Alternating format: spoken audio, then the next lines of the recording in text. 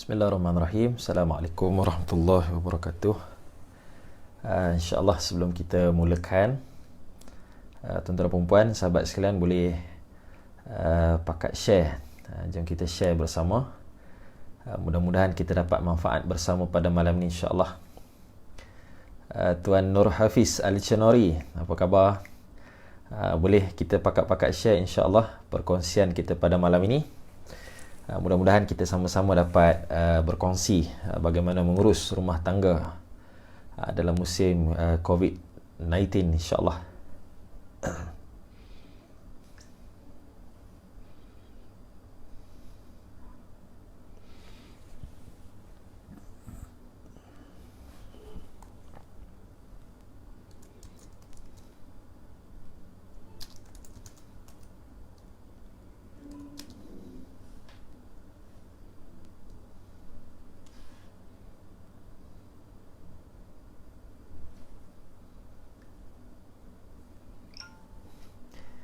InsyaAllah, sahabat-sahabat, tuan-tuan dan puan yang baru bersama, terima kasih banyak.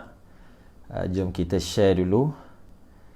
Kita sebar luaskan, mudah-mudahan mendapat manfaat bersama, insyaAllah.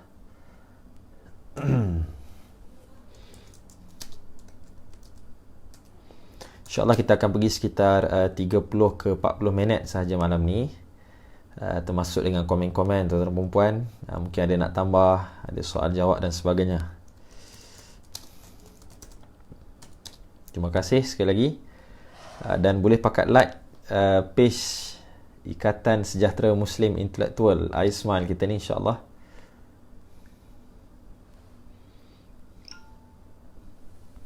Jom kita share dulu.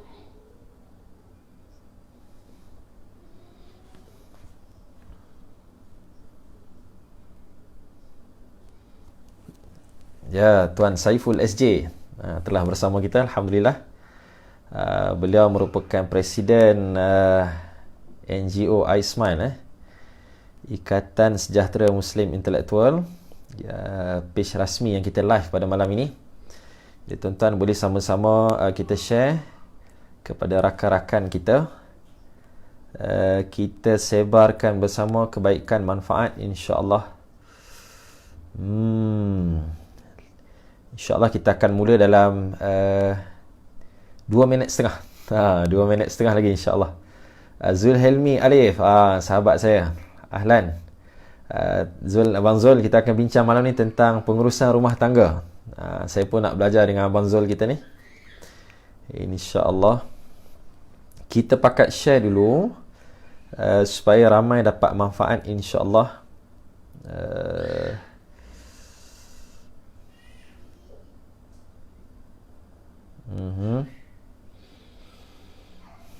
Kita akan mula dalam 1 minit setengah lagi, insyaAllah. Tuan Solhi Sharif, Masya Allah. Mohon tunjuk aja Sifu Solhi Uwais. Kita nak share sikit tentang pengurusan rumah tangga. Mudah-mudahan ilmu-ilmu yang saya dapat sikit sebanyak daripada Tuan Solhi dapat kita kongsikan bersama malam ni, insyaAllah. Kota Kinabalu clear, alhamdulillah. Tuan Solhi dari mana tu? Melihat dari mana? Dari Sarawak ke? Dari Penang? Saya pun lama dah tak update ni.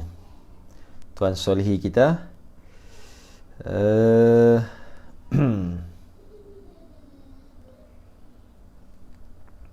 Okey.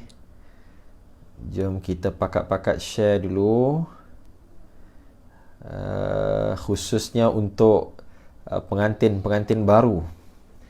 Tuan Solhi, pokok besar sangat di Indong Abah Handsome. Kita tolak tepi sikit. Saja depa sebuah pokok, kita buah pokok sikit. Puan Siti Semaya, terima kasih bersama kita malam ni. Tuan Solhi dari Kuching, subhanallah. Tentang Sul clear. Clear ke KLIA tu? Alhamdulillah. Okay, tuan-tuan dan puan, kita akan cuba sembang santai malam ni tentang pengurusan rumah tangga musim-musim COVID. Kena pula kita dalam Ramadan Al-Mubarak ni, insyaAllah. Baik. 30 saat kita mula bersama, insyaAllah.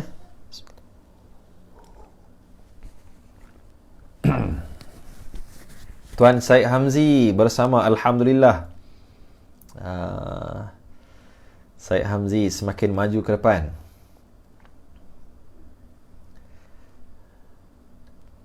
Baik, Alhamdulillah. InsyaAllah. Baik, yang baru bersama kita, saya ucap terima kasih banyak. Boleh tolong share kita punya live malam ni. Tujuannya satu, supaya kita dapat sama-sama memberi manfaat, kebaikan kepada semua, khususnya anak-anak muda di luar sana yang masih lagi bujang, yang akan bertemu alam rumah tangga, ataupun pengantin-pengantin baru. InsyaAllah, mudah-mudahan kita dapat ambil manfaat bersama sembang-sembang kita malam ni. Saya juga maklumkan tuan-tuan dan puan untuk mengisi ruangan komen di bawah. Kalau ada tambahan, ada nak betulkan, ataupun kalau ada soalan, tanya aja. Kalau soalan susah, saya jawab wallahu alam. Kalau soalan yang boleh kita kongsi bersama, insya-Allah. Sahabat saya Nur Amir Kamarudin, lama tak jumpa. Moga-moga sihat selalu, insya-Allah. Classmate diploma ekonomi. Boleh sebarkan, insya-Allah. Kita sembang sikit tentang rumah tangga, menguruskan rumah tangga dalam musim Covid ni, insya-Allah. Baik, bismillahirrahmanirrahim. Assalamualaikum warahmatullahi wabarakatuh. Alhamdulillahirabbil alamin, wassalatu wassalamu ala asyrafil anbiya'i wal mursalin wa ala alihi wa ashabihi ajma'in. Subhanaka la ilma lana illa ma 'allamtana innaka antal alimul hakim. Rabbi shrah li sadri wa yassir li amri wahlul 'uqdatam min lisani yafqahu qawli. Rabbi zidna ilma warzuqna fahma. Asyhadu an la ilaha illallah wa asyhadu anna Muhammadan 'abduhu wa rasuluh. Allahumma salli ala sayyidina Muhammad. Allahumma salli ala sayyidina Muhammad. Allahumma salli ala sayyidina Muhammad. Ilahana anta maqsudana wa ridhaka matlubana, amin amin, amma ba'. Alhamdulillah, sahabat dikasihi Allah sekalian. Sahabat saya Tuan Peguam, Peguam Syarafi, pengantin baru juga ni, baru bersama kita. Terima kasih banyak. Akin salam wa rumah. Saya doakan moga-moga bahagia, insya-Allah, sehingga ke jannah. Amin. Sahabat sekalian, tuan-tuan dan puan, alhamdulillah, syukur pada Allah, sedar ataupun tidak, kita dah masuk malam ni malam 2 Ramadan. Kita dah masuk 2 Ramadan. Kita dah tarawih malam yang ke-2, alhamdulillah. Kita ucap syukur pada Allah Subhanahu Wa Taala kerana Allah masih lagi memilih kita untuk bersama dengan salah satunya bulan yang Allah nyatakan di dalam Al-Quran. Ada 12 bulan di dalam Islam. Dalam setahun ada 12 bulan, hanya satu bulan yang Allah nyatakan, iaitu bulan Ramadan. Syahrul Ramadan alladhi unzila fihi al-Quran hudan linnas wa bayyinatin minal huda wal furqan ila al-akhir ayat.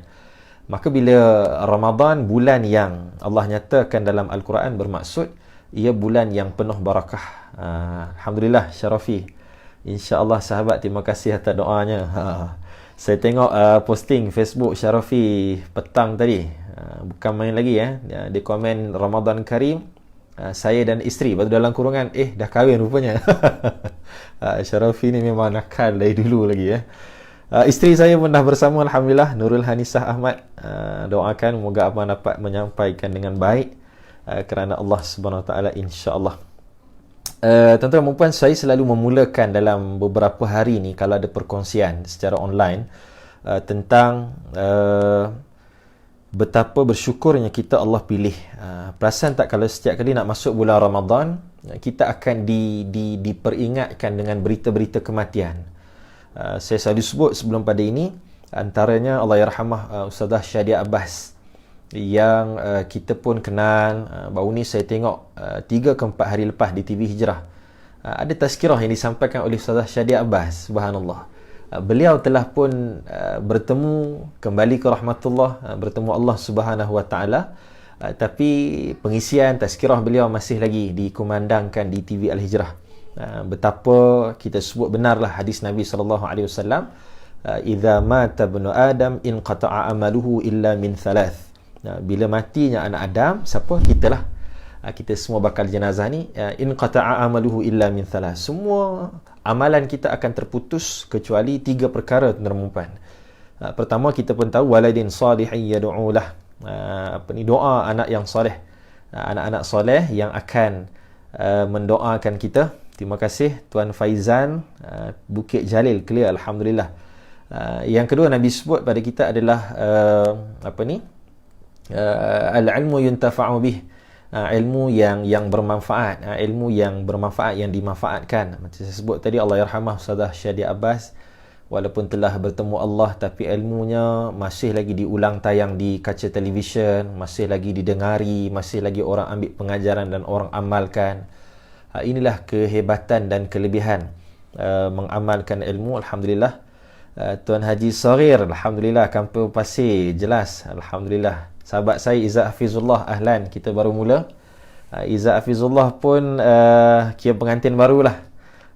Dah mempunyai anak seorang, sesuai dengan tajuk kita malam ni, Pok Jat, insya-Allah rakan saya sepermainan bola tampar di sekolah menengah dulu, Alhamdulillah.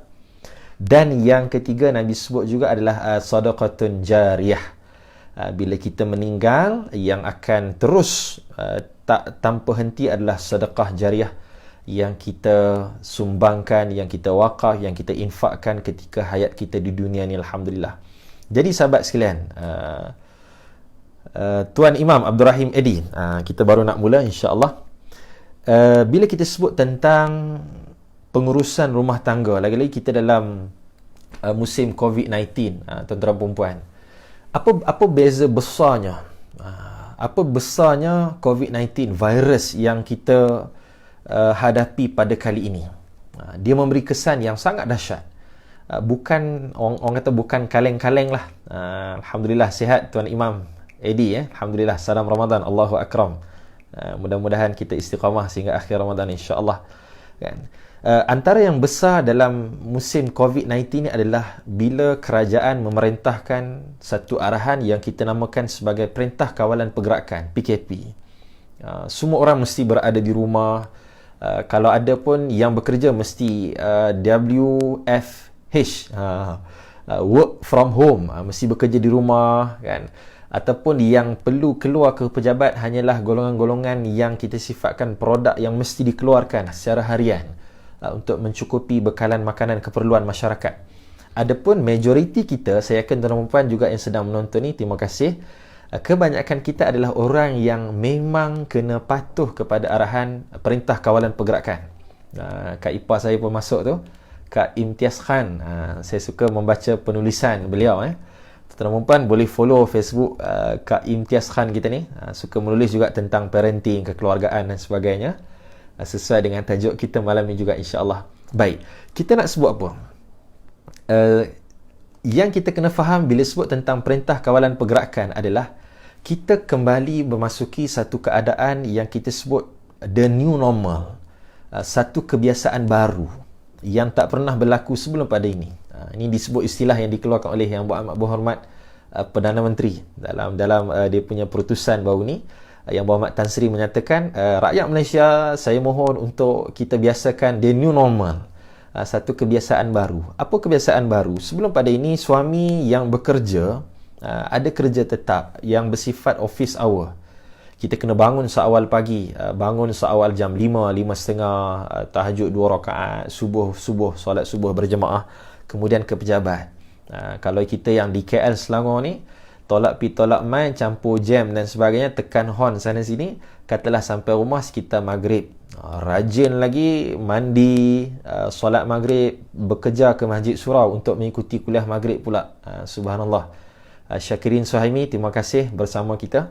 Dan kalau isteri pula yang bekerja juga, yang menjadi guru di sekolah, yang juga terlibat dengan kerja harian, keluar pagi, balik petang, sebelum pada itu dalam perjalanan ke pejabat, kita hantar anak-anak ke nursery dulu. Ini kebiasaan sebelum daripada ini. Terima kasih. Ramai pula keluarga saya masuk ni. Syuhada Abdul Halim, adik ipar saya. Saleh Ahmad, kan, abang ipar saya. Subhanallah. Moga-moga bermanfaat perkongsian kita malam ni. Tiba-tiba Allah uji kita dengan Perintah Kawalan Pergerakan yang bukan setakat Malaysia buat, bahkan seluruh dunia. Tak kisahlah apa pun istilah dia lockdown ke, istilah dia PKP ke, poin dia sama tuan-tuan dan puan. Kita semua kena berada di rumah untuk putuskan rantaian jangkitan virus coronavirus COVID-19.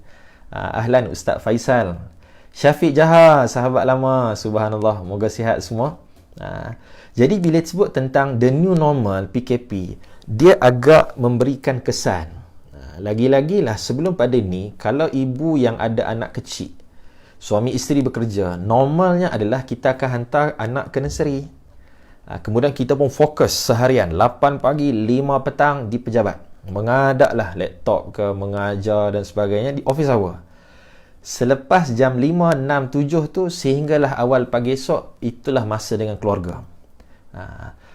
Tapi samalah orang yang berniaga, katalah pasar malam, seawal jam 4 petang, dah start lori dah start van, dah pergi ke tapak pasar malam, berniaga, pukul 10 tutup kedai, kemah 12:30, 1 sampai rumah pagi, dan lewat malam itulah waktu dia bersama dengan keluarga dia. Itu normal sebelum pada ini. Tapi bila Allah uji dengan COVID-19, Perintah Kawalan Pergerakan, kita jadi masuk ke alam the new normal, menyebabkan, ini poin yang sangat menarik, menyebabkan kehidupan kita totally memang berada di rumah. Memang di rumah 24 jam, setiap helaan nafas, setiap detik, setiap saat kita akan menghadap isteri kita. Isteri akan melihat suami dia. Suami, isteri, ibu dan ayah akan melihat anak dia satu persatu. Subhanallah. Ini keadaan yang berlaku. Tuan-tuan dan puan, berita baiknya adalah Kak Fatihah Wahid, silakan Kak Tiha, ni pun Kak Ipar saya lah. Kak Ipar ke apa kita nak sebut Biras. Biras. Moga-moga bermanfaat, insya-Allah. Baik. Kita nak sebutnya dalam perkahwinan atau rumah tangga. Secara fitrahnya Allah jadikan kita manusia ni saling memerlukan di antara satu sama lain. Semahal mana pun kenderaan yang dipandu oleh seseorang, apa sahaja jenamanya, Mercedes, BMW, Audi, Hammer, kan, Hammer Hammer yang tukul tu kan. Kereta yang kotak tapi harga berjuta tu kan.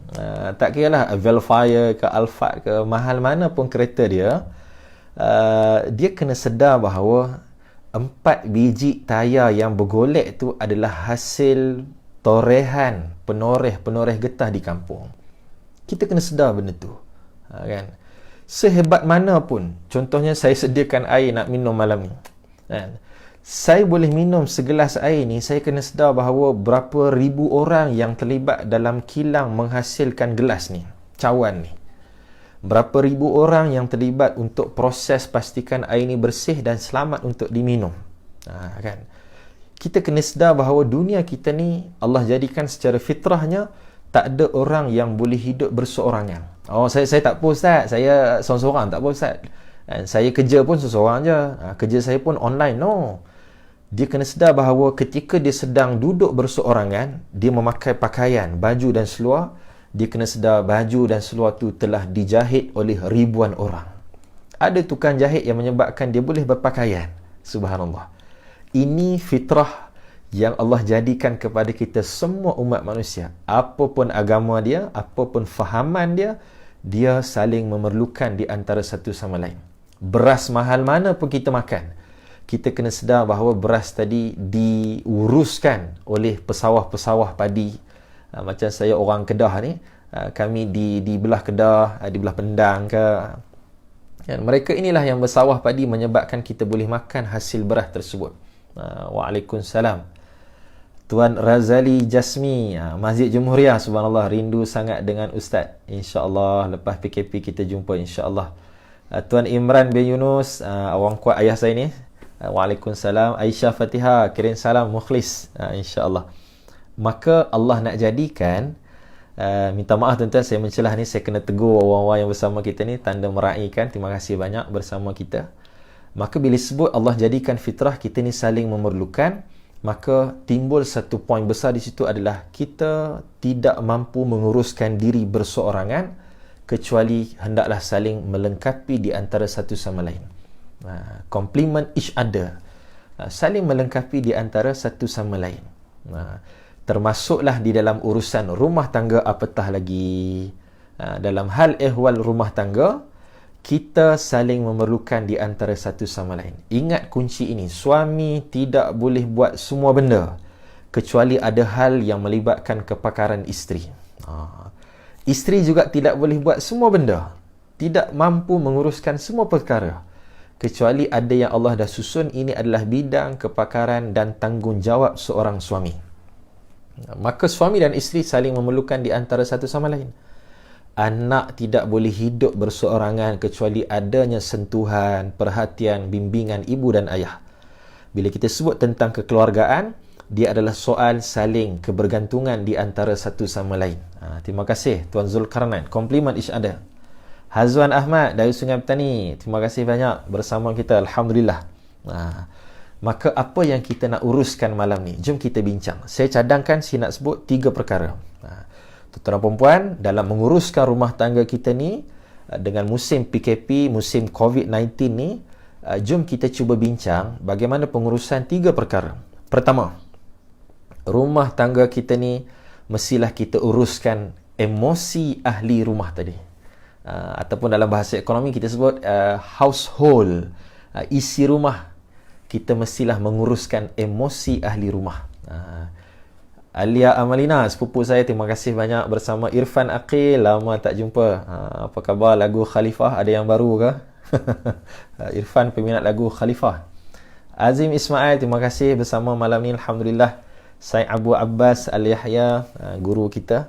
Baik, tuan-tuan perempuan, sebut tentang pengurusan emosi. Kita kena sedar, emosi ni adalah satu benda yang Allah jadikan kepada semua manusia. Emosi ni bahasa mudahnya marah emosi, tenang emosi, geram emosi. Emosi ni adalah melibatkan soal perasaan. Hatta binatang pun Allah jadikan dia ada perasaan walaupun tak ada akal. Kan? Macam kami ada sahabat nama dia Baihaqi. Alhamdulillah telah berkahwin juga. Dia ni peminat kuda sampai dia ambil degree dalam apa tuan-tuan, istilah kuda ni degree apa? Siapa tahu boleh tulis di komen tu. Dia degree pasal kuda je. Mandi kuda, cara bagi makan kuda, dan sebagainya lah. Saya betul. Nanti tuan-tuan kalau tahu boleh tulis di komen kita tu. Dia kata, bang, kuda ni kalau nak kita dekat dengan dia, Puan Mahirah, terima kasih bersama. Ni lagi pakar untuk bincang bab ni sebenarnya. Kalau ada saya salah silap, mohon teguran insya-Allah. Ni kaunselor kita, mengajar di UIA juga insya-Allah. Hajah Nur Hasdillah, terima kasih. Baik, sahabat saya Baihaqi tadi kata, kalau dengan binatang sekalipun, betapa Allah kurniakan pada dia emosi, perasaan untuk menjadikan kuda tadi tu jinak dan dekat dengan kita. Antara syaratnya adalah dia hendaklah kuda tadi melihat siapa yang uruskan kandang ataupun najis-najis dia tadi. Dia akan tengok siapa yang basuh kandang dia, kan? Kemudian siapa yang boleh bagi dia makan, kuda tadi. Siapa yang boleh belai, siapa yang boleh mandikan dia. Siapa tadi ni? Ya, betul, Tuan Razali, equestrian. Sahabat saya ni dia ambil degree equestrian di UTM, Skudai, Johor. Dia cerita, tuan-tuan dan perempuan, ringkas, poin saya adalah, kalau binatang pun Allah berikan emosi ataupun perasaan, dia akan jinak, dia akan sayang, dia akan kenal dengan orang yang menguruskan dia dengan baik. Apatah lagi kita, suami isteri ataupun ahli keluarga. Maka isteri akan lebih sayang kepada suami yang mampu memberikan sentuhan yang baik kepada emosi dia. Suami akan lebih sayang, bertambah sayang kepada isteri yang mampu memberikan sentuhan emosi yang baik, kena dengan apa yang suami nak tadi. Subhanallah. Baik, jom kita ringkas. Terima kasih Hajah Hasdillah, betul. Okey, kita nak pergi ke mana emosi ni tuan-tuan dan puan? Tolong jaga poin pertama dalam emosi ni. Kita tengah bincang pengurusan pertama, iaitu pengurusan emosi. Hendaklah kita jaga betul-betul pengurusan komunikasi. Emosi ni demai daripada komunikasi. Cara kita bercakap. Kalaulah komunikasi tu dengan percakapan. Kalau orang bisu macam mana Ustaz? Dia tidak semestinya bercakap. Dia boleh berkomunikasi dengan mimik muka. Kan? Dia boleh berkomunikasi dengan gerak tangan. Dia boleh berkomunikasi dengan jelingan mata. Kan? Itu juga komunikasi. Poinnya adalah komunikasi. Suami dan isteri, antara yang penting dalam menguruskan emosi adalah menjaga komunikasi dengan pasangan. Baik, apa Islam ajar? Islam ajar sebagaimana hadis Nabi SAW, hang mailah musim PKP ke tak PKP ke, COVID ke tak COVID dan sebagainya, apapun keadaan, komunikasi yang Rasulullah ajar di antara suami isteri tetap sama, iaitu berbicara dengan mereka dengan cara yang ma'ruf, yang paling baik. Ataupun dalam bahasa komunikasi dakwah, tuan-tuan dan puan, kalau menulis, boleh tulis, kita istilahkan dengan kata Dr. Abdul Karim Zaidan, qaulul layyin. Qaulan layyin, percakapan yang lemah lembut, sopan, santun. Tapi suami-suami jangan jadi pondan pula, yang kan, itu dah lain lah, dia dah jadi isteri pula, dia suami-suami lah. Suami kena suami lah, dia jantan lah sikit kan. Tapi maksudnya dia sopan, tidak menggunakan bahasa yang kasar. Tuan Adham Hambali, terima kasih pensyarah kita ni di kuis, kan. Makna qaulal layyin, suami ketika bercakap dengan isteri hendaklah bahasa yang lemah lembut, bahasa yang menenangkan, tidak bahasa yang kasar. Isteri ketika bercakap dengan suami, apatah lagi, suara isteri hendaklah tidak melebihi suara suami. Kan, ada orang kata, Ustaz, payah Ustaz, saya asal Penang. Isteri mengadu, Ustaz, saya ni asal Penang, orang Penang ni Ustaz, kalau cakap volume memang high. Kahwin pula dengan suami yang Masya Allah cakap yang berbisik, abang lapar lah, yang boleh tolong masak tak, abang nak makan apa, kan, abang nak makan apa, habak amai, suara kuat. Tak, bukan maksudnya suara volume yang tinggi, tapi maksudnya suara yang tidak kasar, tidak melawan suami. Ini menggunakan bahasa yang sesuai, kadar yang sesuai. Terima kasih Presiden Himpunan Alumni Quiz, Tuan Fakhrazi Jalaluddin bersama Amirul Akmal, sahabat lama Abang Zahir Syadan. Terima kasih bersama kita, moga bermanfaat insya-Allah. Kan. Baik, bila sebut pengurusan komunikasi, jaga komunikasi untuk menguruskan emosi, guna qaulal layyin, bahasa yang lemah lembut, ma'ruf, yang paling baik. Yang kedua, untuk mengurus emosi dan komunikasi, nak jaga komunikasi ni tuan dan puan, hendaklah suami isteri, ayah, ibu ayah dengan anak, banyakkan perbincangan. Semua benda kena berbincang, tuan dan puan. Sekejap, saya tengok sikit. Tuan Nabil Solehin, kira macam mana kebergantungan emosi kalau seorang suami sibuk bekerja, kurang komunikasi pada seorang isteri yang tidak bekerja, tapi mempunyai emosi yang tidak stabil, cuma mengharapkan komunikasi bermula. Macam mana ni? Ini dah jadi karangan ni Tuan Nabil. Suami sibuk kerja, kurang komunikasi dengan isteri yang tidak bekerja. Okey, isteri kat rumah, tapi mempunyai emosi. Kat rumah pun kerja juga, tuan-tuan. Ada perempuan sensitif ni. Ustaz, siapa kata kami tak kerja? Suri rumah adalah pekerjaan. Ya, saya sokong. Maknanya suami pergi kerja, isteri tak kerja, maknanya duduk rumah, suri rumah, kerja sebagai suri rumah, mempunyai emosi tidak stabil. Okey. Adakah komunikasi bermula dari seorang suami? No.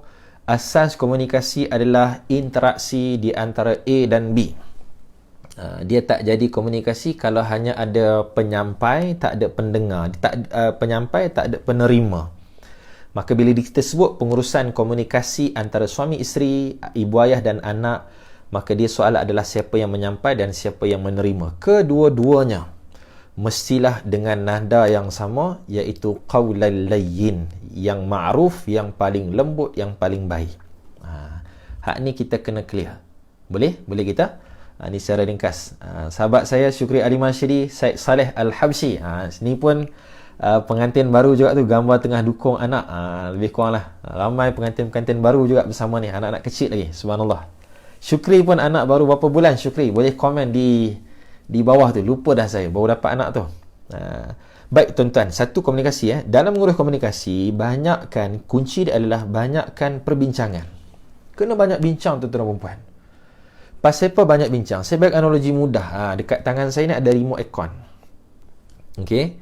Baik tuan-tuan yang tengok skrin ni, kalau saya pegang macam ni, apa pandangan? Kalau saya tanya, ini bentuk apa? Tuan-tuan kata bentuk petak memanjang. Apa dah bahasa ni, lupa dah kat sekolah dulu. Segi empat tak sama, macam tu kan? Kemudian orang lain pula kata, yang tengok depan ni kata, nampak putih, kan? Baik, berbeza dengan orang yang tengok belah tepi ni. Dia kata, nampak pendek je benda ni kan. Apa benda ni kecil je. Dia tengok dari arah ni. Beza pula orang tengok dari arah atas, dia nampak banyak nombor rupanya. Ada on off, ada temperature, ada mode, kan, ada light, ada kawal pula dia punya kipas tu, fan dia sebagainya. Satu benda yang sama dilihat pelbagai sudut mengeluarkan natijah keputusan yang berbeza. Tuan-tuan dan puan, kalau remote aircon ni pun mengeluarkan pandangan yang berbeza, apatah lagi hubungan kekeluargaan. Suami nampak A, isteri nampak B. Sebab itu setiap benda mesti ada perbincangan. Sebaiknya mesti berbincang. Ustaz, mana boleh Ustaz, saya kan ketua keluarga. Saya ada kuasa veto melakukan keputusan. Betul Cik Abang, jangan bimbang. Tapi kita kena ingat, orang yang akan melaksanakan keputusan yang dibuat oleh suami tadi adalah isteri dan anak-anak. Apakah kita nak isteri dan anak-anak melaksanakan arahan dalam keadaan jiwa yang memberontak, hati yang tak rela? Sebab itu suami, walaupun kita ada kuasa veto melakukan keputusan dan tindakan, boleh arah kepada isteri dan anak-anak, tapi alangkah indah kalau arahan tadi diberikan dalam keadaan kefahaman yang baik, isteri dan anak rela melakukan perkara tersebut. Kalau dalam Islam disebut istilah menerima arahan dengan penuh hub, kasih sayang dan kecintaan untuk melaksanakan perkara tersebut. So ingat, dalam komunikasi banyakkan qaulal layyin, satu. Yang kedua, banyakkan perbincangan. Yang ketiga, untuk mengurus komunikasi rumah tangga, tuan-tuan dan puan, hendaklah kita menjadi be a good listener. Lagi-lagi orang lelaki ni. Saya yang tengah bercakap dan tuan-tuan dan puan yang melihat, tuan-tuan lah yang suami ni, kita yang lelaki ni, yang bujang pun sama. Kalau anda bakal berkahwin nanti, ingat ayat ni. Suami, tolong jadi good listener, pendengar yang baik. Tanyalah perempuan kat luar sana. Perempuan kalau setuju boleh komen kat situ. Setuju. Kan? Perempuan cik pun boleh komen setuju. Orang perempuan ni kadang-kadang dia bukan nak dengar respon kita. Bila dia meluas sesuatu, dia bukan nak respon. Bila dia sebut satu masalah, kadang-kadang dia bukan nak jawapan, tapi dia nak ada orang yang ada telinga yang boleh ditadah. Ada telinga yang boleh ditadah untuk mendengar luahan yang dia nak sebut. Right? So kita suami ni kena jadi pendengar yang baik. Tuan-tuan, ingat, jangan tipu saya yang bercakap selaku suami. Memang Allah jadikan kita ni ego agak tinggi. Tu Puan Nur Rashikin setuju. Kan? Orang lelaki ni ada ego. Pasal apa tak ada ego? Bila aku terima nikahnya si fulan, binti si fulan sekian, sah sebagainya. Waktu tu datang. Siapa aku? Selain daripada suami, akulah ketua keluarga. Kena pula sebelum dia kahwin tu, dia presiden persatuan. Dia yang dipertua persatuan. Kan? Dia Perdana Menteri ke? Dia ni ketua di dalam organisasi dan masyarakat di tempat kerja dia. Tiba-tiba balik rumah, isteri aku ni tak nak dengar cakap, tak nak dengar arahan. Masya Allah. Maka dia menguji ego. Sebab tu suami kita kena ingat, kunci dia mudah. Jadilah pendengar yang baik. Ustaz, ni teori mana ni? Teori barat ke? No. Teori ini, praktikal ini, contoh ini datang daripada Sayyidina Umar Al-Khattab. Semua pun tahu. Alhamdulillah. Orang ramai setuju kan, betul? Izwan, Kak Dila, Faiz Fatah. Waalaikumsalam warahmatullahi. Baik, Sayyidina Umar Al-Khattab. Kan Sayyidina Umar, ringkas cerita, Sayyidina Umar pun dileteri oleh isterinya. Kalau orang Penang, orang kata beletak. Balik rumah, isteri duk popet. Sayyidina Umar dia tu Sayyidina Umar tu. Adakah Sayyidina Umar lemah? Tak. Adakah Sayyidina Umar tidak mampu membalas leteran isteri dia tadi? Mampu lebih daripada itu lagi. Dikenali sebagai seorang yang tegas. Tapi kenapa Sayyidina Umar mengambil langkah diam? Sebab inilah contoh seorang suami yang baik menguruskan komunikasi suami isteri untuk pastikan emosi kedua-dua pasangan tadi dalam keadaan yang baik. Dia menjadi seorang good listener, pendengar yang baik.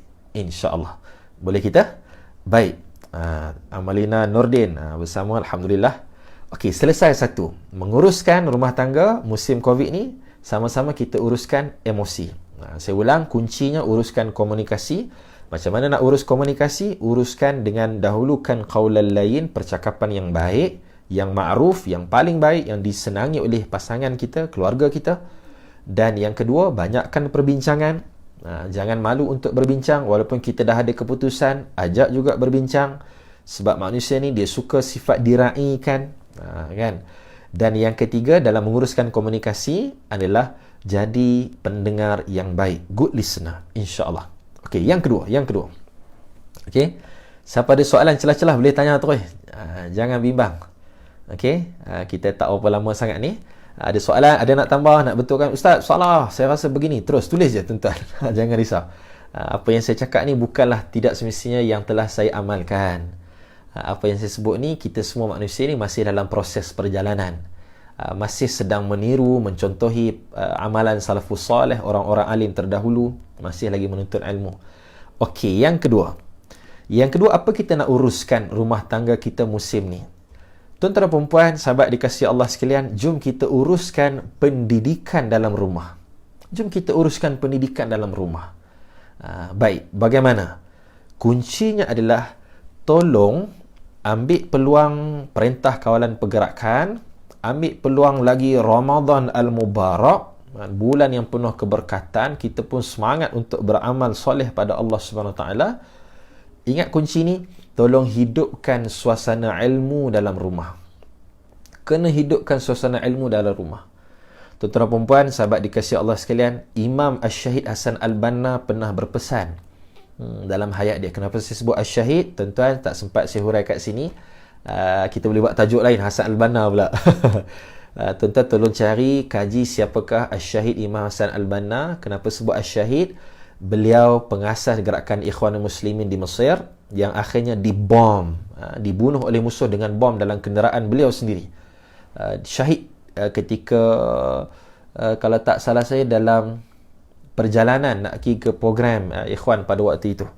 Baik, apa kata Syahid Imam Hasan Al-Banna? Beliau menyatakan, pastikan di rumah kamu ada ruang sudut bacaan. Ni kita nak hidupkan ilmu dalam rumah ni.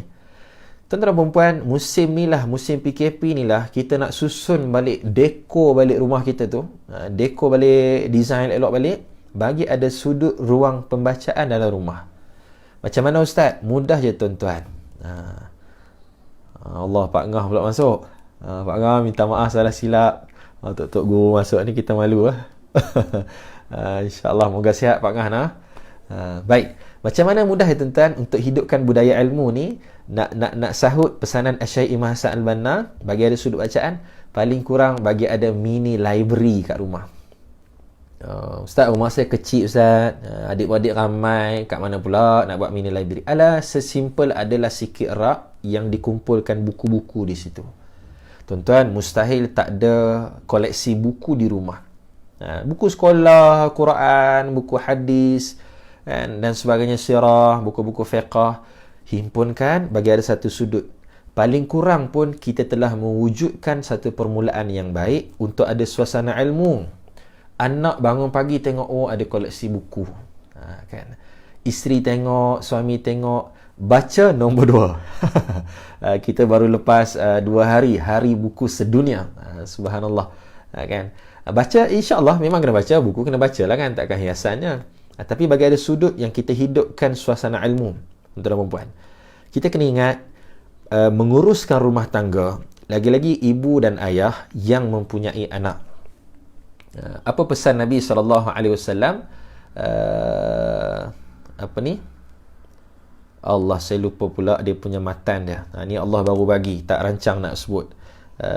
Cuma yang saya ingat dia punya terjemahan, Rasulullah SAW menyatakan kepada kita, hendaklah yang paling awal kamu buka mulut anak kamu dengan kalimah La ilaha illallah. Makna pendidikan pertama yang kita kena benamkan di kalangan ahli keluarga kita, isi rumah, household kita, suami kepada isteri, isteri pada suami, ibu ayah kepada anak-anak, adalah memberikan pendidikan tauhid, memastikan settle bab akidah, selesai perbincangan akidah, biar anak-anak ahli keluarga kita kenal kalimah La ilaha illallah. Tuan-tuan dan perempuan, tolong dengar ayat ni. Ni saya bukan mengajar ni, untuk ingatan diri saya sendiri. Kadang-kadang sesebuah keluarga tadi mengukur kebahagiaan daripada takrifan dan maksud yang berbeza. Ada orang nampak bahagia apa? Bahagia, kami bahagia Ustaz. Bahagia bila mana? Kami bahagia Ustaz, kami dapat minum arak sama-sama. Isteri saya tak marah saya minum arak. Suami saya tak larang saya minum arak. Bahagia. Ada orang, kami bahagia Ustaz. Bahagia macam mana? Setiap kali Sabtu malam Ahad, kami boleh start kereta pukul 12. Kami pergi clubbing, kami berjoget. Kami saling bertukar-tukar pasangan. Kami tak bergaduh antara satu sama lain. Dan kami boleh, kami bahagia. Ada orang mengukur kebahagiaan mereka dalam neraca yang salah, tuan-tuan dan puan. Maka bahagia yang sebenar bagaimana? Bahagia yang sebenar adalah kebahagiaan tadi tidak terhenti setakat garisan dunia. Tapi kebahagiaan tadi dibawa sehingga bertemu syurga Allah Subhanahu Wa Taala. Nak masuk syurga Allah, syurga tadi tuan dia Allah punya. Rumah ni rumah kita. Kita yang tentu siapa tetamu nak masuk. Macam itulah syurga. Ianya milik Allah. Hanya Allah yang mengizinkan siapa layak masuk syurga. Dan syarat masuk syurga kena ikut arahan tuan syurga tadi, yakni Allah. Itu ukuran kebahagiaan yang hakiki. Jadi macam mana nak bahagia? Macam mana nak hidupkan rumah tangga kita? Kalau tidak kita hidupkan dengan permulaan ilmu. Ingat Rasulullah sallallahu alaihi wasallam, wahyu pertama bukan aqimis solah, dirikan sembahyang. Wahyu pertama Rasulullah bukan al-jihad fi sabilillah. Tapi wahyu pertama sebelum dilakukan semua pensyariatan tadi adalah iqra bismi rabbikal ladzi khalaq. Bacalah dengan nama Tuhan yang menciptakan. Maknanya apa? Pembangunan sesebuah rumah tangga, pembangunan manusia tadi, pembangunan tamadun, pemerintahan dan sebagainya mesti bermula dengan kata kunci iqra, bacalah. Tapi jangan tinggal ayat seterusnya. Bismi rabbikal ladzi khalaq, dengan nama Tuhan yang menciptakan. Maknanya ilmu apa dia? Tuan-tuan perempuan boleh take note ni, boleh tulis. Saya teringat tulisan Sahibus Samahah Datuk Dr. Zulkifli Al-Bakri, Menteri Agama kita sekarang ni. Beliau menulis ilmu apa yang kita nak terapkan. Ilmu yang mencapai dua maksud. Pertama, makin kita menuntut ilmu tadi, makin menambah ma'rifatullah, semakin kita mengenali Allah. Cantik. Kalau ilmu tu makin kenal Allah, jalan. Teruskan. Yang kedua, ilmu yang kita kena teruskan adalah ilmu yang semakin kita mengaji, dia menambah khasyatullah, takut kita pada Allah Subhanahu Wa Taala. Jalan. Ni paling asal lah. Ada dua ni, mengaji lah apa pun, teruskan. Baik tuan-tuan puan, jom kita pergi praktikal balik. Maka bila sebut mengurus rumah tangga, yang kedua ni menguruskan pendidikan. Tolong hidupkan suasana ilmu dalam rumah kita, lagi-lagi dalam musim bulan Ramadan. Baik, apa kita boleh buat? Saya bagi cadangan. Tuan-tuan boleh tambah di komen kalau ada cadangan lain, ataupun nak share apa yang tuan-tuan perempuan dah buat sebenarnya. Mungkin dalam skrin nampak saya pegang tangan kiri, ni tangan kanan tuan, sebab kamera selfie. Baik, mungkin Ramadan dan PKP musim Ramadan, rumah tangga kita ni kita boleh urus. Antaranya pertama, banyak kita buat halaqah ilmu. Buat halaqah ilmu. Ayah ataupun suami selaku ketua keluarga, tolong susun disiplin waktu dalam rumah kita.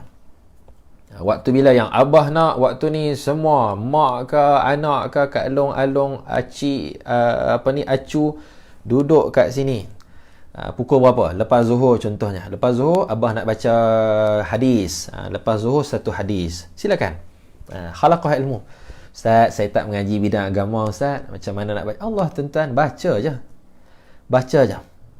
Tak faham Ustaz, nanti susah Ustaz kalau baca je. Okey, tak faham, kat mana confuse, tolong take note. Buat nota. Okey, yang ni tak faham. Mak tahu tak? Yang tahu tak maksud? Yang pun tak tahulah bang. Oh kan. Tanya Along pula. Along sekolah tahfiz tahu tak? Along pun tak tahu lah abah. Tak sempat belajar. Cikgu dah mati. Kan? Okey, ambil nota. Simpan. Tanya soalan kepada asatizah ulama' kita. Banyak hari ni tuan-tuan. Tak ada alasan lah. Apa lagi kita boleh buat? Antara yang kedua, tadarus Al-Quran. Cantik.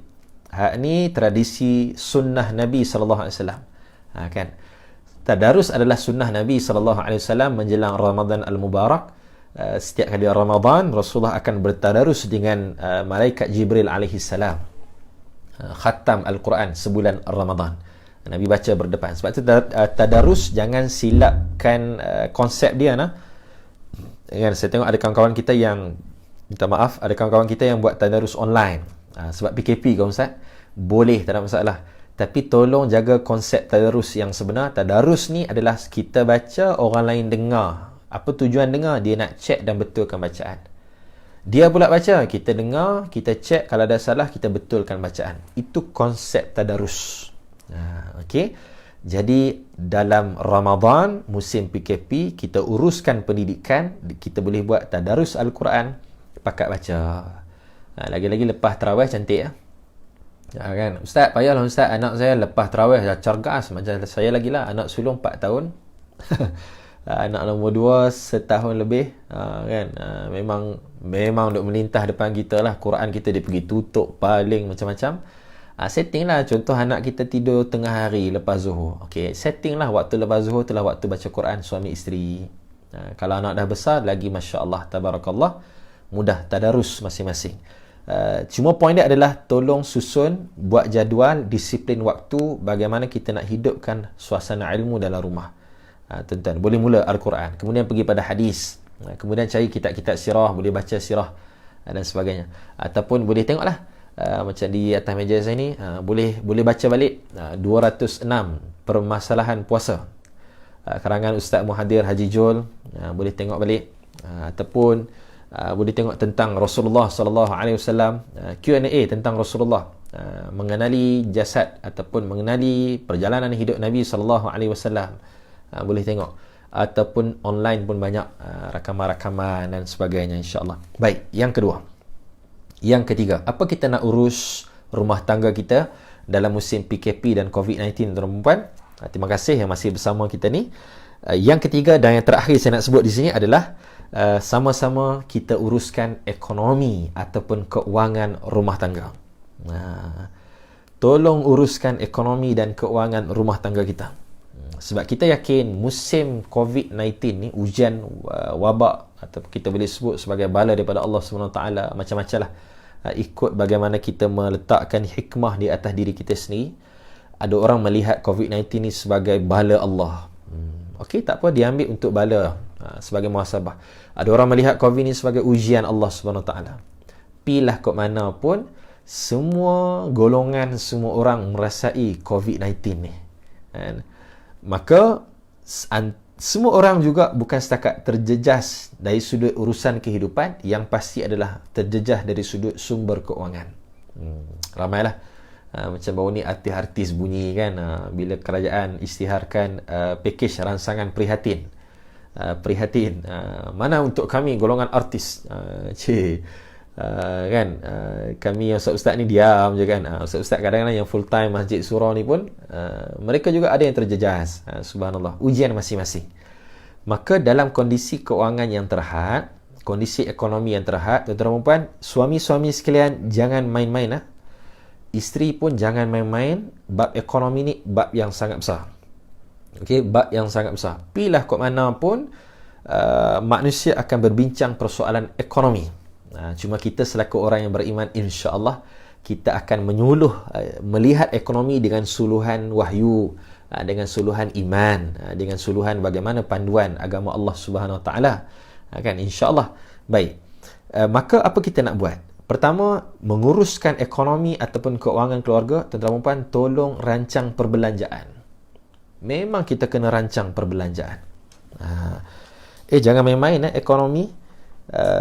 Musuh Islam dalam sirah Nabi SAW, tekanan pertama yang mereka berikan kepada Rasulullah dan para sahabat, kepada golongan as-sabiqun al-awwalun, di awal-awal dakwah Nabi SAW, tekanan musyrikin Mekah kepada Rasulullah dan para sahabat adalah tekanan ekonomi. Tekanan ekonomi. Ingat tak 2019 ke 18, Amerika Syarikat memberikan tekanan ekonomi kepada Turki.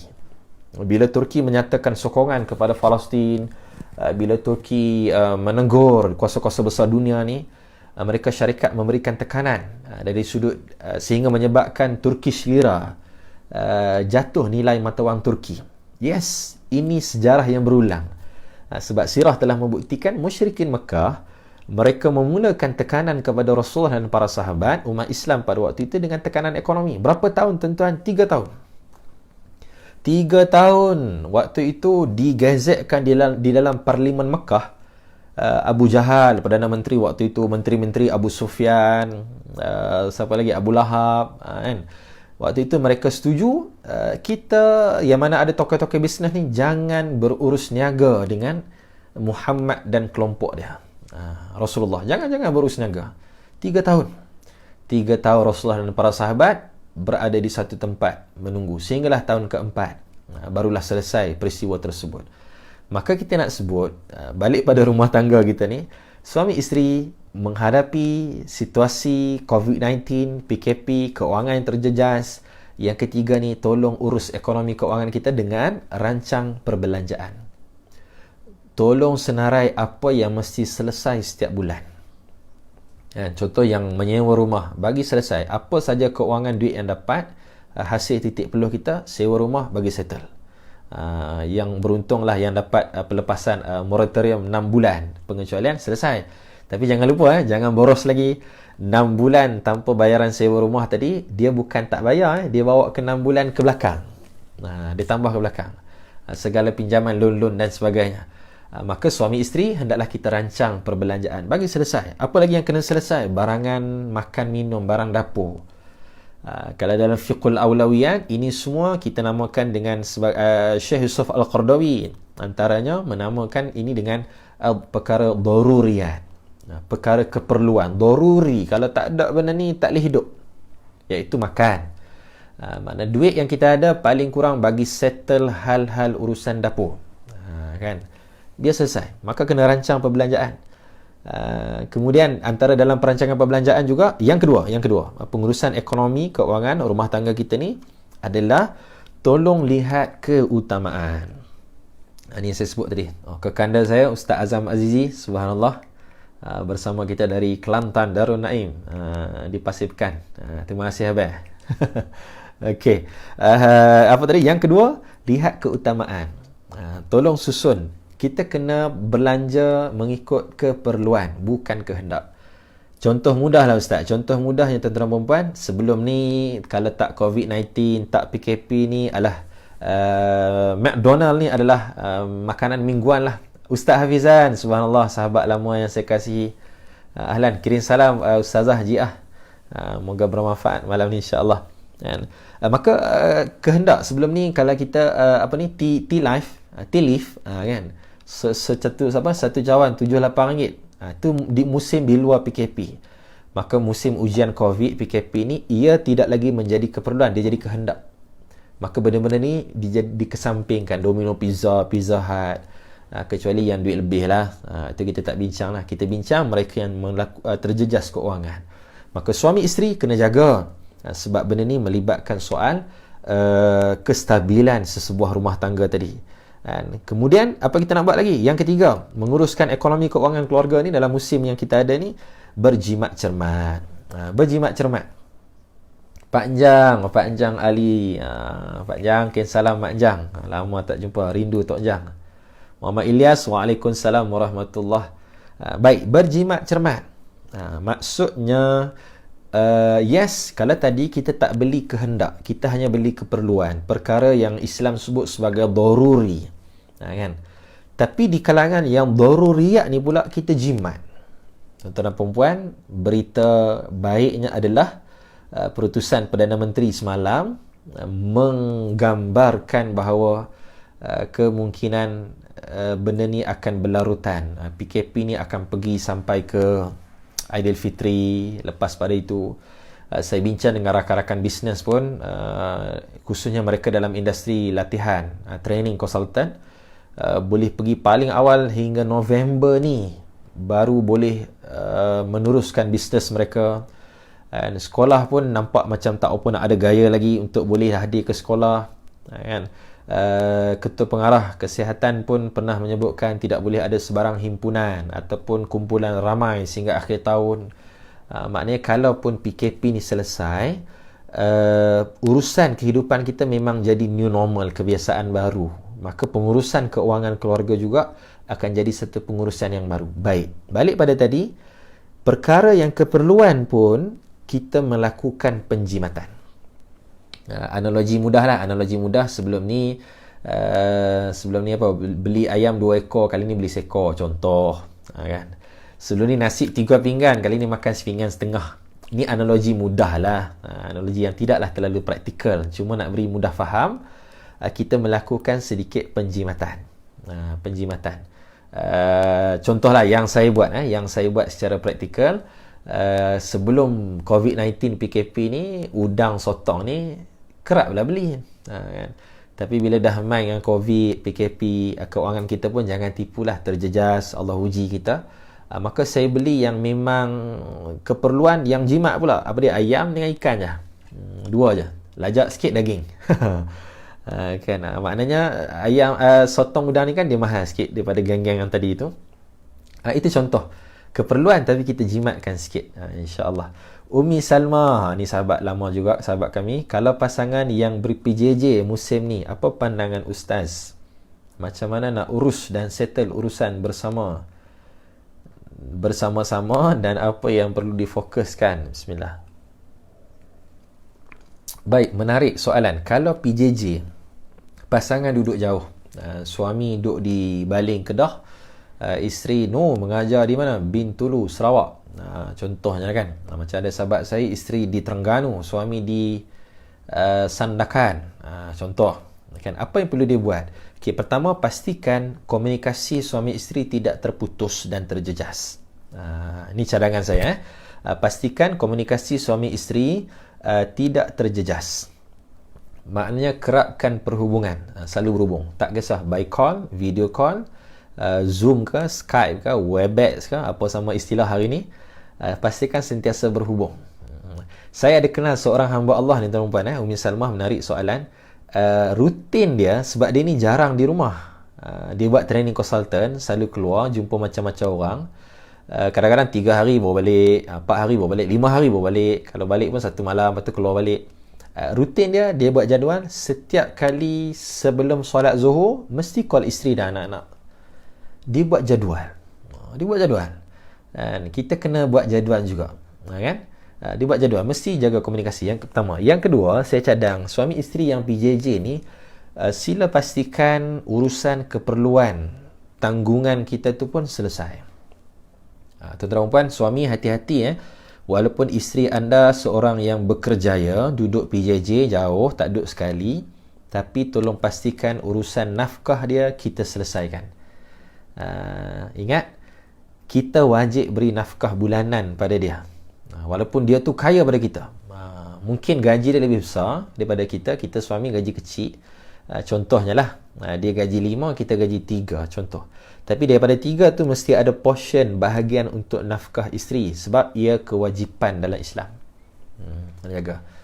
Kecuali lah isteri pula nak bagi balik. Tak apalah abang. Abang pun musim COVID ni pula PJJ. Tak apa, bulan ni abang tak payah bagi. Itu perbincangan, settle. Yang penting mesti ada portion yang kita kena bagi pada isteri. Yang kedua ni saya nak sebut adalah, kalau boleh pastikan keperluan pasangan juga selesai. Okey. Yang ketiga tu, 2 tu lah cadangan saya. Komunikasi dan juga keperluan, jangan bagi terputus ataupun terjejas, insya-Allah. Boleh ya, Puan Umi Salmah? InsyaAllah. Baik, saya nak sambung sikit tadi, mengurus ekonomi, keuangan rumah tangga musim COVID ni. Saya ulang sikit supaya nampak turutan kita tu. Rancang perbelanjaan tadi ni. Kemudian lihat keutamaan, keperluan, tidak lagi melihat sangat kepada kehendak, fokus kepada apa keperluan sebenar dengan jumlah keuangan yang kita ada, suami isteri ni. Di yang ketiga, di kalangan keperluan tu pula, setelah kita list, rancang keperluan tu pula, kita buat pula penjimatan. Buat penjimatan. Okey. Tak kisahlah, walaupun kadang-kadang masak tak jadi, lepas tubuh dalam grup Facebook, masak apa tak jadi. Kan? Tak kisah. Tapi tak jadi pun pastikan makan. Jangan tak jadi buang pula. Innal mubazzirina kanu ikhwanus syayatin. Kan? Walaupun tak jadi, kena makan juga. Hak tak jadi tu dari sudut mata rasa masih jadi. Ingat, tak jadi pun ramai di luar sana yang bukan setakat jadi tak jadi, makanan pun tak ada. Nak jadi tak jadi apa? Jadi kita makanan dah ada, jadi ke tak jadi ke, post kat Facebook, post lah, tak ada masalah. Komunikasi kawan-kawan. Tapi jangan bazir, makanan nanti kena makan. Maka jimat. Yang ketiga, yang keempat saya nak sebut dengan mengurus keuangan ni, elakkan pembaziran. Tuan-tuan dan puan, Ramadan Al-Mubarak, tolong ingat betul-betul, ini bulan ibadah, bukan bulan juadah. Saya ulang, Ramadan bulan ibadah, bukan bulan juadah. Jangan duk pulun sangat. Walaupun pihak kerajaan mengisytiharkan, bazar online pun tak ada, tak dibenarkan. Pick delivery ke tak boleh, kan? Bungkus ambil pun tak boleh.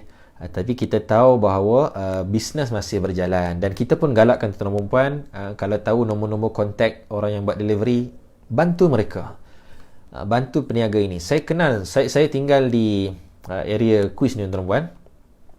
Di atas kawasan kuis ni, kalau ada rakan-rakan kuis ataupun Bandar Seri Putra yang menonton ni, di depan Petron tu, di depan stesen minyak Petron yang baru tu, ada hamba Allah pakcik ni jual ayam goreng, bubuk ayam, kan? Kedai dia warna oranye, belakang dia ada kereta kancil. Tuan-tuan dan puan, minta maaf saya nak sebut kat sini, tolong bantu orang-orang begini. Kenapa pakcik tu jual bubuk ayam, jual ayam goreng? Saya sembang dengan dia, dia kata, Ustaz, memang hasil jualan ni saya kena meniaga, sebab saya nak kena rawat orang dalam kereta kat belakang. Siapa dia? Isteri dia yang diuji Allah sakit buah pinggang, kena buat kalau saya salah betul kan, dialisis cuci buah pinggang, seminggu 3 kali lebih kurang. Maka kos dia juga yang tanggung dan sebagainya. Anak dia salah seorang pelajar di kuis, makna berjaya pasangan suami isteri ni, subhanallah. Walaupun Allah uji, ialah keuangan mungkin tidak mewah, tapi Allah kurniakan anak yang soleh, anak yang berjaya, subhanallah. Kan?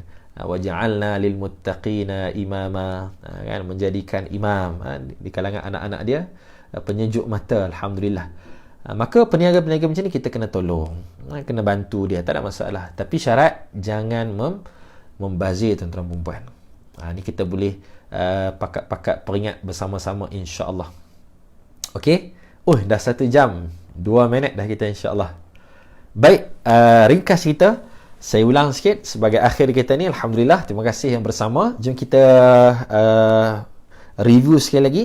Kita sebut tadi yang sempat saya kongsikan di sini, mengurus rumah tangga musim PKP, musim COVID-19 ni tuan-tuan dan puan. Pertama, tolong urus emosi dalam ahli keluarga kita, suami isteri kita dan anak-anak. Urus emosi kita dengan cara komunikasi. Pastikan jalan komunikasi yang bagaimana? Komunikasi yang ma'ruf, yang paling baik, qaulal layyin, percakapan yang lemah lembut, yang tenang.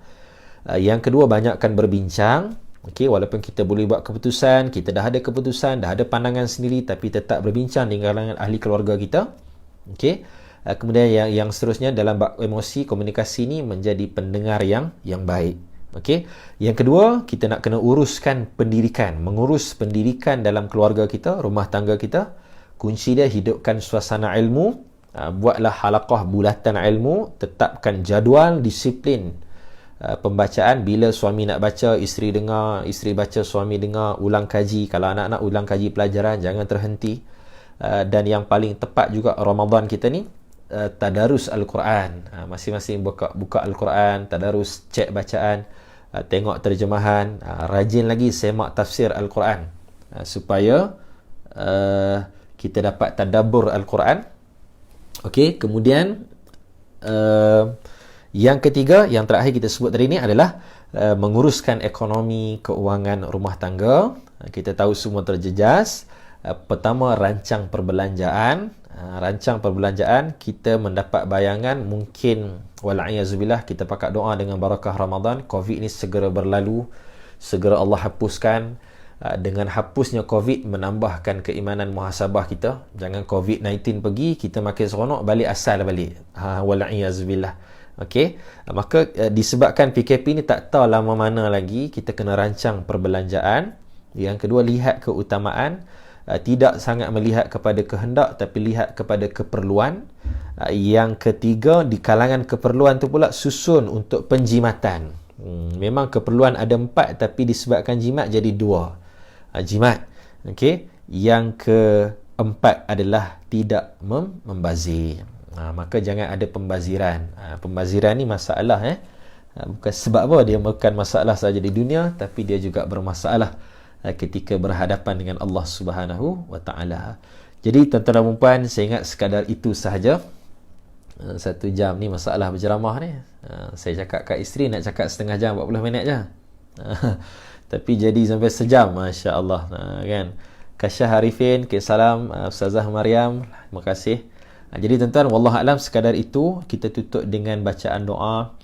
Mudah-mudahan sempena bulan Ramadan Al-Mubarak, tuan-tuan, kita saling memperingati antara satu sama lain. Kalau saya boleh sebutkan, pastikan kita ni slow and steady lah. Slow and steady. Jangan fast sangat, pulun sangat. Nanti takut kita pancit tengah jalan. Apa maksudnya? Tengah Ramadan pancit lah.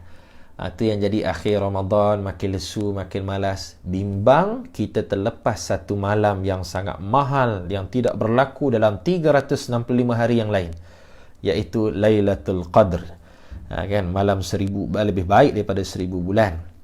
Jadi kalau macam saya ambil pendekatan slow and steady, relax. Sebab Nabi pun sebut dalam sebuah hadis, bahawa hadis kursi, kalau saya salah boleh betulkan, bahawa Allah lebih menyukai satu amalan yang sedikit tetapi istiqamah, berbanding banyak tapi buat hari ni buat, esok tak buat, lepas tu tak buat dah, tak istiqamah.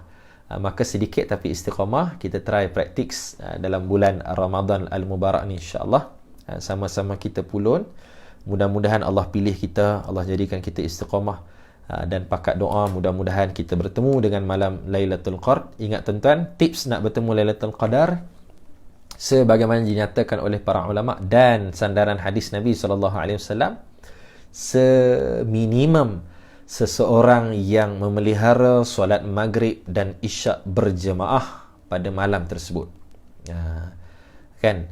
Maknanya 30 hari Ramadan ni jangan miss berjemaah maghrib dan isyak. Kan? Bagi yang berkemampuan lah.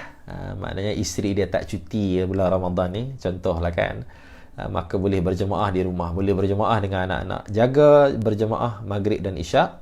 Maka dalam 10 malam akhir, insya-Allah, mailah malam bila pun, dia telah mendapat seminimum Lailatul Qadr yang nyatakan oleh Nabi SAW, yang Allah perkenalkan dalam surah Al-Qadr, inna anzalnahu fi Lailatul Qadr. Wallahu alam. Sekadar itu yang dapat saya kongsikan. Terima kasih tuan-tuan. InsyaAllah sama-sama kita akhiri dengan doa. Moga-moga perkongsian kita malam ni bermanfaat. Tuan-tuan yang melihat juga boleh tolong share, boleh terus ikuti Ikatan Sejahtera Muslim Intelektual, ISMAN, sebuah NGO yang saya kira baru tapi telah aktif bergerak di sana sini, turun ke jalanan, bertemu dengan gelandangan. Mereka telah memberikan bantuan, bahkan seawal musim PKP lagi telah turun, telah menerima bantuan dan menyampaikan bantuan orang ramai kepada pihak-pihak yang terjejas, individu, keluarga yang terjejas. Ikatan Sejahtera Muslim Intelektual, kelompok anak muda, tuan-tuan dan puan, subhanallah.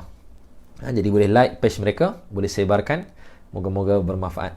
A'udzubillahi minasyaitonirrajim. Bismillahirrahmanirrahim. Alhamdulillahirabbil alamin. Wassalatu wassalamu ala asyrafil anbiya'i wal mursalin wa ala alihi wa ashabihi ajma'in. Allahumma faqqihna fid din wa 'allimna at-ta'wil. Ihdinas siratal mustaqim. Siratal ladzina an'amta 'alaihim minan nabiyyin was-siddiqin wasyuhada'i was-salihin. Wa hasuna ulaika rafiqa ya arhamar rahimin. Allahumma barik lana fi Ramadan. Allahumma barik lana fi Ramadan. Allahumma barik lana fi Ramadan. Allahumma inna na'udzubika minal baras wal junun wal juzam wa min sayyi'il asqam. Bismillahilladzi la yadurru ma'a ismihi syai'un fil ard wa la fis sama'i wa huwas sami'un 'alim. Rabbana hab lana min azwajina wa dhurriyyatina qurrata a'yun waj'alna lil muttaqina imama. Rabbi ij'alna muqimas salah wa min dhurriyyatina rabbana wa taqabbal du'a. Rabbana atina fid dunya hasanah wa fil akhirati hasanah wa qina adzaban nar. Fadlika subhana rabbika rabbil izzati amma yasifun wa salamun alal mursalin walhamdulillahi rabbil alamin. Terima kasih semua, Kekanda Azam Azizi, Tuan Abdul Jalil, Umi Salmah dan semua yang masih menonton. Alhamdulillah, kita bertemu lagi insya-Allah dalam siri-siri seterusnya. Wabillahi taufiq wal hidayah. Assalamualaikum warahmatullahi wabarakatuh. Terima kasih.